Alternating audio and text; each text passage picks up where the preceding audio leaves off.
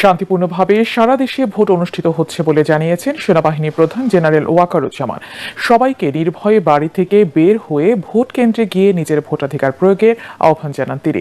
সকালে ঢাকা সেনানিবাসে Adamjee cantonment college কেন্দ্রে ভোট দিয়ে সাংবাদিকদের সেনা প্রধান জানান, সকাল থেকেই সারা দেশে অত্যন্ত শান্তিপূর্ণ পরিবেশ বিরাজ করছে, ভোটের অনুকূল পরিবেশ রয়েছে। সারা দেশে অত্যন্ত শান্তিপূর্ণ অবস্থা বিরাজ করছে এবং ভোটের একটা অনুকূল পরিবেশ বিরাজ করছে। আমি সকালেই খবর নিয়েছি সারা বাংলাদেশে কোথায় কি হচ্ছে।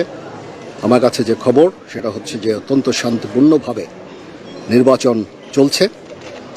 আমি সবাইকে অনুরোধ করব, সম্মানিত ভোটারদের অনুরোধ করব, আপনারা নির্ভয়ে আপনাদের বাসা থেকে বের হয়ে পোলিং স্টেশনে যাবেন এবং আপনাদের ভোট দেবেন। এটা আমাদের জন্য অত্যন্ত গুরুত্বপূর্ণ দিন।